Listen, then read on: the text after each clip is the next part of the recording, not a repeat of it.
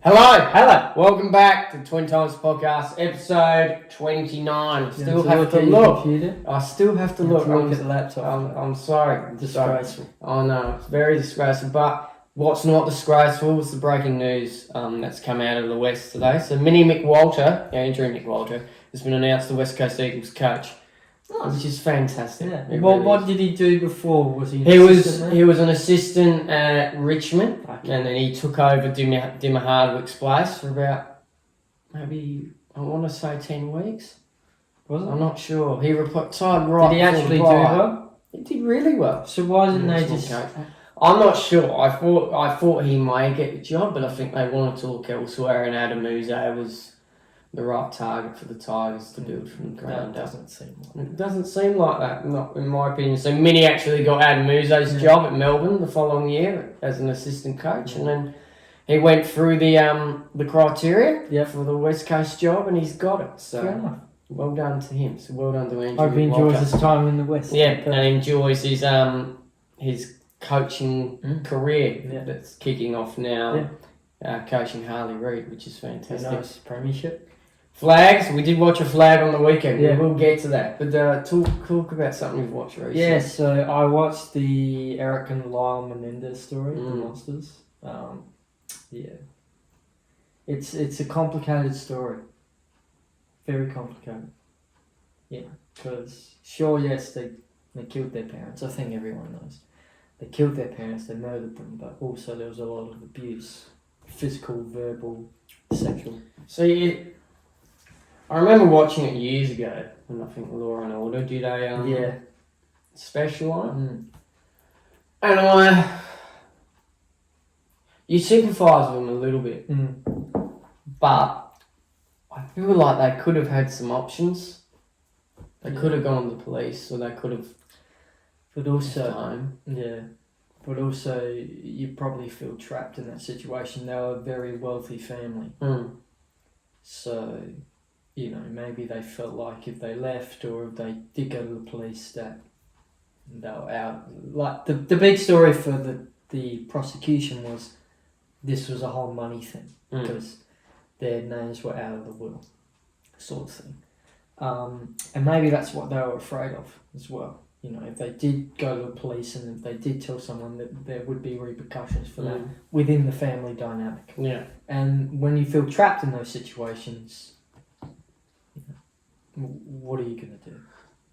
Sure, you shouldn't kill your parents, but still, I think what Jose and especially Kitty did was unacceptable. Yeah. Especially as a mother, she knew what was happening and just let it go. But we don't know if this is Hollywooded up or fictionalised or whatever, but the little bit of Javier Bardem played well, by the way. But there's a little bit of a scene in there where he rings his mother and says, "Why did you do all those things you did to me?" referring to sexual abuse. So, it's a taught behaviour that Jose. Yeah, maybe. What about that whole entire episode where it's just Eric and his I thought that was brilliant. Just him. Yeah. I thought that was brilliant. Yeah, it was great. It was emotional, but brilliant.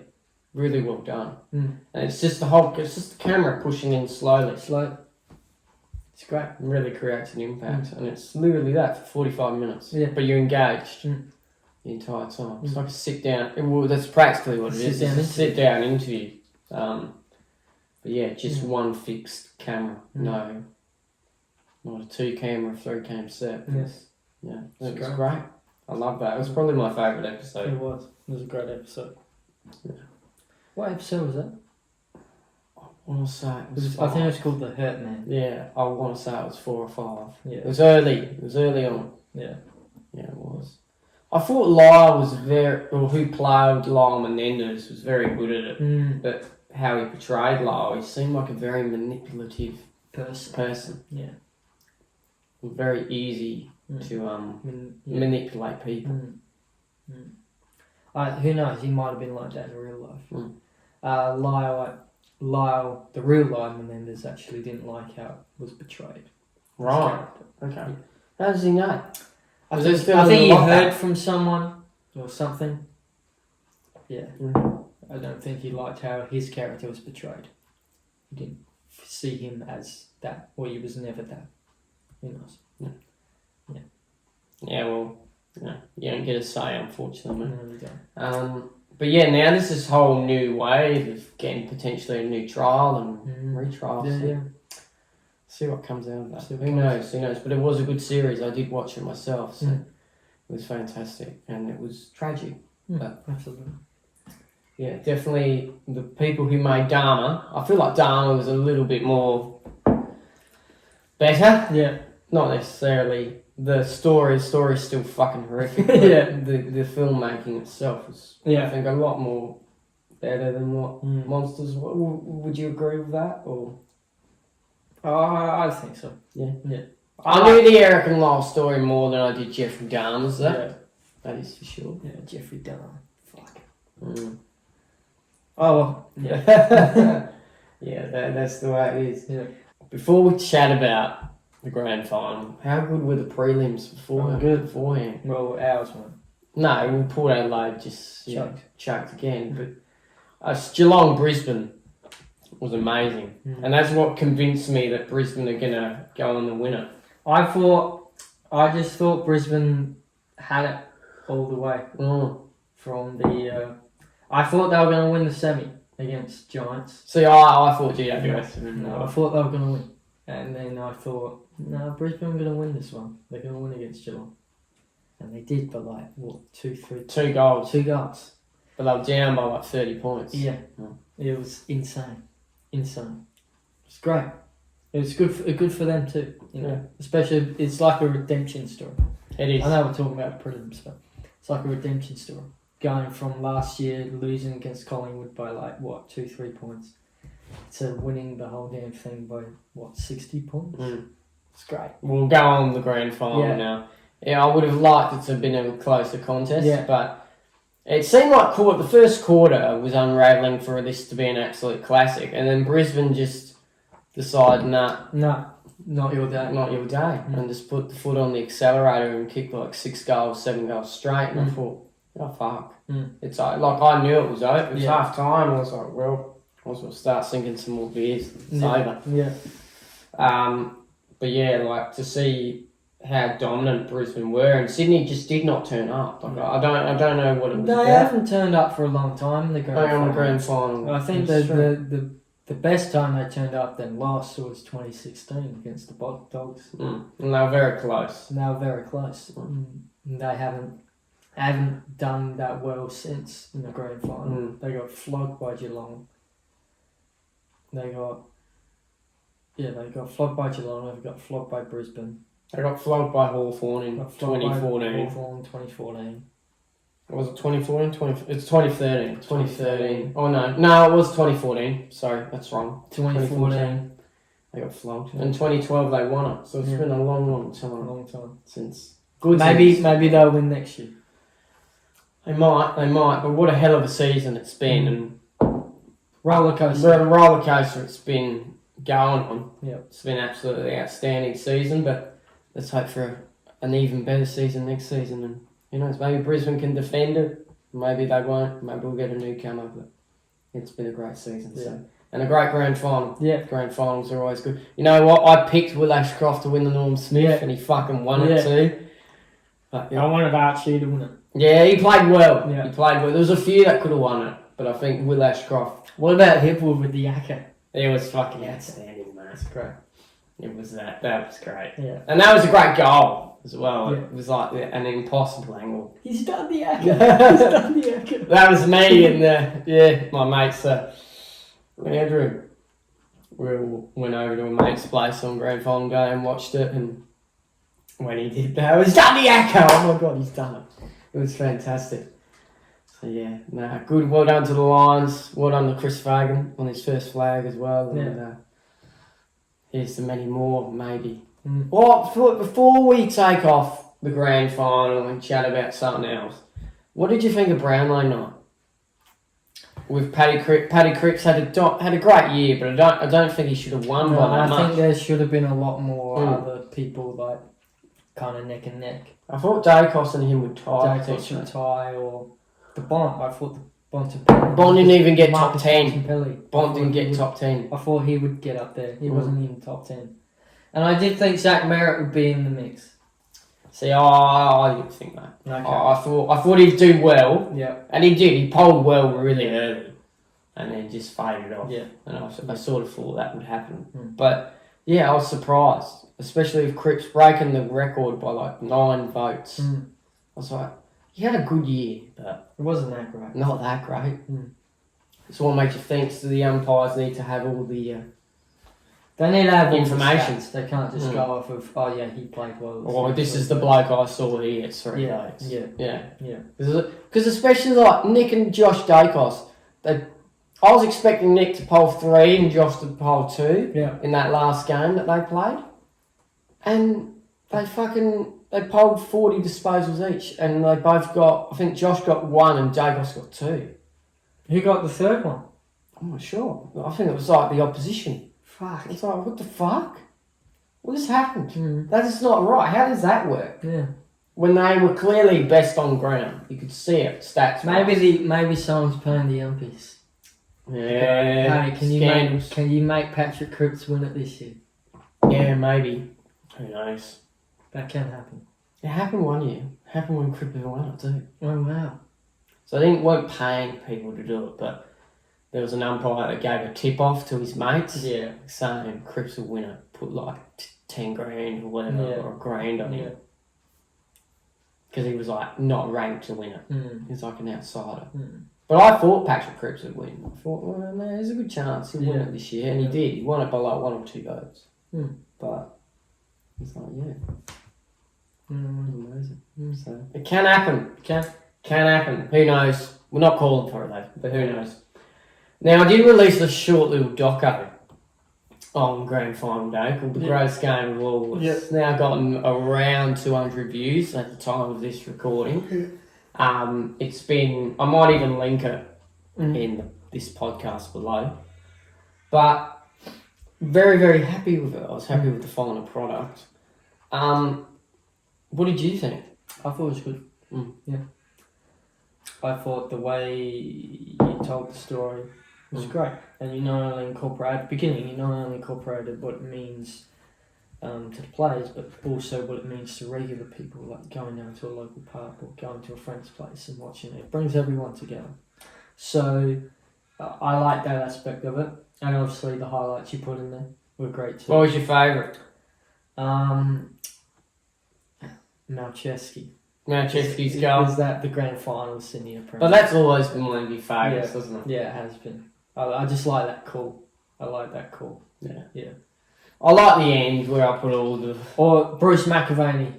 It's going to be a draw. It's unbelievable. What has happened? Yeah. No, I liked it where I grouped all the grand final wins together. So I like that ending a lot. And that's how I sort of wanted it to end. So, but at the time, I didn't think it would be Brisbane and Sydney the end. Yeah. Because I was going to make it like weeks in advance. But with me being sick and there's been things going on, it was actually rushed to like Wednesday last week to get it done. I was still quite crook. And I was like, I've got to try and finish this. And I got it done. But I thought, well, Brisbane and Sydney are in it, so I might as well put them last. So it sort of fitted quite well. Brisbane won. And Brisbane won, which was fantastic. So yeah, if you'd like me to do more of those, I do have a couple of ideas in mind, but if you want me to do more of those, maybe put a comment or maybe send me a DM, do something. My Instagram's linked below, so maybe see what you would like there. Because I'm keen on doing more, so we'll see what happens. There'll be a couple of shorts that come out about that video this week, and also this podcast, so we'll see how everything goes from there. Why do you think Bruce McMahon wasn't in the commentary box? Oh yeah, that was criminal. For the last I don't know why. Yeah. So there was an announcement that they said he was going to be part of the broadcast team. Yeah. And I was like, well, surely that means he's on commentary and they're going to give JB or someone the boot. Surely. And what was BT's announcement? Fuck all, mate. I didn't hear anything. Yeah. Fuck all. I even searched it after the game. So what was BT's bullshit announcement? And there was nothing. So I got no idea. Well, was it that Dane's Doco? moment where he went up. Oh, maybe. Yeah. BT was supposed to announce his announcement. Mm. Yeah, okay. Or maybe it's Joe Danaher retiring. Maybe. Because there's rumours that that's it. But that's not an announcement he should make. That should be Joe's Should call. be Joe's call. Yeah, I thought that was a fitting touch. Yeah. Zorks lifted the cup. But yeah, I don't know. I don't know what that's about. Strange. It is strange. It is strange. Anyway. Yeah. Presidential debate. Yes. What are you thinking about America and politics right now? We're a month out from the big dance. The big dance. The big dance. Yeah, it's crazy. Mm. Someone already tried to shoot Donald Trump again. Yeah. In the last few weeks. Yeah. It's been crazy. I think Camilla will ultimately win during this time. I don't think she'll win comfortably because I think there are still a lot of Trump supporters out there. Mm. So, yeah, I think she'll win comfortably. She won't win comfortably. She'll be about evenly killed. Yeah, I think so. Unless some fucking fucked up thing happens and Trump wins. I don't know. But yeah, I did see in the news that if he loses, he's going to step down from politics. Trump. So I don't know if that's a believable thing. Yeah. But yeah. I mean, like, look, if he is going to do that, I think that's responsible. Yeah. For him to do that. He is quite old. And he probably thinks, I've had one run. Did my best. We didn't do a good job at all. Well, yes, but he did do some things during that time that was somewhat reasonable. Okay. Like, he did some shit. He did some good stuff. Yes, we know him for the bad stuff. And, you know, the way he talks on stage. You know, he did do some good things. You got to give him credit for that. You do. Yeah, well, what was his line in the presidential debate? They're eating our dogs and our cats. Dogs and cats. Oh, what a fucking lunatic. Fuck, man. Well, this is a presidential debate. Yeah. No one gives a fuck. No one gives a fuck. Oh, Yeah. mate. That was unreal. It's insane. Insane. What did you think of that? Oh, I just fucking Camilla laughed. just fucking... I laughed. I was like, oh my god. Oh my god. But they did attack Trump quite a lot, and they didn't really attack Camilla for what she was saying too, because apparently she did say some lies on the stage as well. Okay. So, was it a fair contest? Don't know. But that's what some people I say. think we all think Camilla going in was going to absolutely go. Yeah, I think we all thought that. You know, she's a former legal prosecutor. Yeah. We sort of thought that. Yeah. Yeah, this ain't going to be a good run for Trump. Yeah. No way. Yeah, I was looking at some of the conservative YouTubers like Ben Shapiro and stuff like that. Yeah. And they weren't happy with how the presidential debate was run. Really? Yeah, they weren't happy. Wow, okay. They That's thought, interesting. and they thought they were always attacking Trump.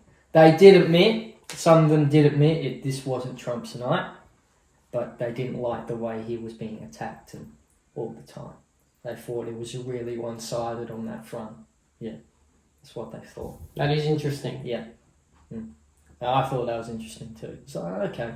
I'm not a Trump supporter, but I can understand as to why you might think that. Because it did seem like that in presidential debate. If you watch it back, it did seem like they were attacking Trump a lot more than Camilla. So, who knows? Yeah. Yeah, who knows? But I think Camilla will win. Yeah, so do I. Yeah. It won't be comfortable. I think even the vote might take a few days. I've been watching a lot of podcasts on it. And I'm just thinking, yeah, this could go either way. No matter who gets in, there's going to be some shit that goes down straight after it. Yeah. And I'm like, yeah, I agree with that. Your country's quite unstable at the moment. And I can't imagine what is going to happen. What, Trump supporters going to storm the Capitol again? Or even worse, the probably White House? Probably worse, yeah. Yeah, something will go down. But it's all things to come and potentially happen. So But yeah, Camilla for me, for sure. Yeah. I think that is something that will definitely come about. Yeah. Vinnie Mac. Vince McMahon. Yeah.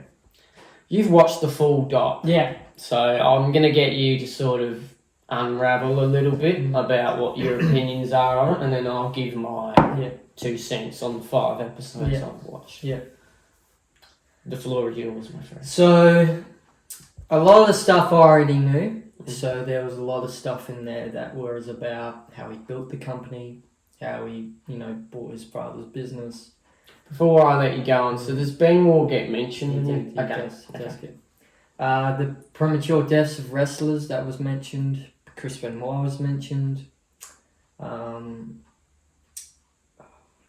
The sexual abuse, or sex trafficking that he's known for is right now, that was mentioned. But there wasn't a lot of stuff that was mentioned about that. But also in hindsight, there's not a lot that's out there right now about that. All we know is that it's just the lawsuit from Janelle Grant. That was it. So, yeah. Overall, I thought, because I know a lot of the stuff, it wasn't as entertaining to me. But someone who's not into wrestling. And someone that's not into wrestling, they might think, holy fuck, what the fuck? And there was some things in there that I found a bit shocking. I knew about his physical abuse that he got from his stepfather. Because he was quoted once he didn't say it in this doco, but he's quoted for once for saying, if I got beat and I was still standing, fuck him, I won. I won the battle. Fuck him, I won. And I thought, wow, that's really tough. Shows the mentality. It shows the mentality of him. But I don't know if it's true or not, but allegedly his mother would sexually abuse him as a child. So maybe that's taught behaviour. I don't know. But yeah, and also at the beginning he would say, "I wish I could tell you the real stories." It's like, and then I think the director said, "Well, tell us one," and he said, "No, I can't. I wish I could. I just can't do that." And then he said, "I'll tell you enough to make it semi-interesting." So I feel like he's a person that likes to hold a lot back. He doesn't like to reveal a lot about his character or a lot about his personality. That's what I didn't necessarily agree with as well. He tried to say that Vince McMahon, the person who runs the show, and Mr. McMahon, who is portrayed on TV, is 2 different people, which I just thought, there's a lot of you in there. Yeah. So I didn't agree with that. Yeah. But overall, what did you think? Overall, I thought it was okay. Wasn't what you expected. Wasn't what I expected. The trailer really built it up. The director that made that doco, he made Tiger King. I didn't really like Tiger King. Well, there you go. So, I kind of thought going into it, well, let's just see how he makes it. I didn't really like Tiger King. I know a lot of people did, but I thought, that's fucking boring. So, yeah. Who knows? Yeah. And there was something with Bruce Pritchard. He didn't like the way Vince was portrayed in the documentary. He actually said that in the doco in the last episode. Wow. Because he watched the first couple. They usually give him a little bit. Yeah. And he said he doesn't like the way he was portrayed on screen. Trying to make him look like shit. And the directors or the producers on the film said, well, what are we missing from Vince McMahon? What are we missing? And they said the human side of him. The humanity side of him. This was a guy that, made sure that his wife less care when she got cancer 20 years ago. That there is a human side to Vince, and that is what you're missing. Hey, there probably is a human side. But yeah, I think... But wouldn't you show more of that? Yeah, he also said he's very uncomfortable with showing his true self. So... But I think that reveals a lot. if you're not comfortable showing your true self. I think that reveals a lot about what you truly do. Yeah. And I think, a lot of stuff about, his kids not coming back to the WWE after he came back for like a year there during the sex trafficking incident. No, it wasn't. It was hush money. Yeah, the hush money thing. Was. The hush money thing. I think that says a lot too. Mm. So, okay. Strange. Too much. There was a lot of family situation going on with Shane and Mac and Vinny as well during that sort of late 2000s. Yeah. He wanted to take over. He wanted to take over the company. He did. Which, hey, there was a line in there. Well, not a line, but there was a scene in there where he said, if you were really so keen on this idea, he grabbed a knife, you'll have to kill me to make this happen. Go on, poke the dagger there. That's what he said. I thought, fuck, that's... Or, he said, you'll have to kill me to make it happen, or you'll have to buy me out. Yeah. Like I did my old man. Yeah. Yeah, right. Yeah, I did see that for a while. Very manipulative. So, I don't know. Yeah. I just took from the doco, he doesn't like to reveal his true self. He wants to keep a lot of things in the dark or quiet. Which, it's his life, fair enough. Well, I've only watched 5 episodes, so that's a good take. And so far, what I'm thinking is it's a lot of the same stuff I've seen before. Yeah. So I'm finding it quite boring at the moment. But I haven't watched episode 6, so we'll wait and see for that. Obviously, there's a lot more that's revealed in that episode, but so far, I know a lot about what Vince has done and what he's built and what has also happened recently. So all of that is yet to come. So I'm eager, but I am a bit... Like even last night when I was watching it, I was a bit like... the whole Sable stuff and Trish Stratus and that storyline and things of that nature, the sexualisation of that time, I just thought, this is stuff I already know. There's nothing new. I think they obviously targeted an audience that doesn't know who Vince McMahon is and doesn't know anything about wrestling, when they should have targeted a bit more of a wider range. Yeah.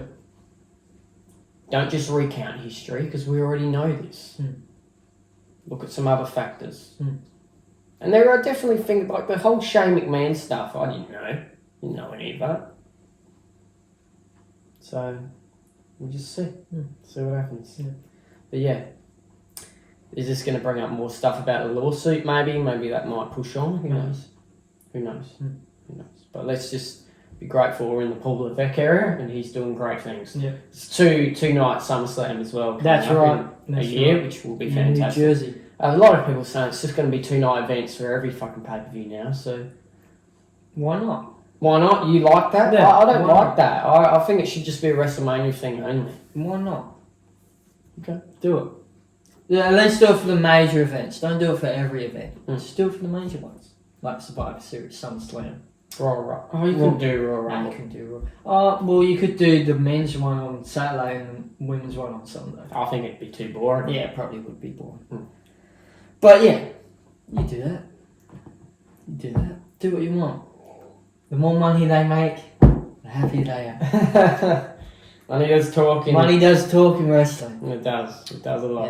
Yeah. There is rumours that Shane and Matt could be buying AEW. Yeah, there's a lot about that. Yeah. Or he's doing something with AEW. We're buying it all. What if that becomes popular? Because and then he puts WWE. I don't think he would. No. It's WWE's too big. WWE is too big now. When Vince bought it, he bought it for like, I don't know, $5 million, $10 million. And you sold it for $9 billion. Too big. Yeah, too big. So, we watch with eager and keen interest. Yes. Now, I didn't want to dabble on it, because we're up to anything else to bring up, but it's Puff Diddy, isn't it? Or is it Sean? Sean Diddy Combs, Puff Diddy. Yeah. So in a bit of strife at the moment Yeah. for sex trafficking. Yeah. Some people are saying it's similar to Jeffrey Epstein. Oh, well, he's facing pretty harsh time if it's anything to do with that. That's what I heard. Apparently, a lot of his people that he associated with years ago are now gonna tip it off and testify, so I can, in a way, maybe save their ass a bit. He was refused bail, so. Oh right, okay. So he's in New York jail cell at the moment. Brooklyn, sorry. Brooklyn.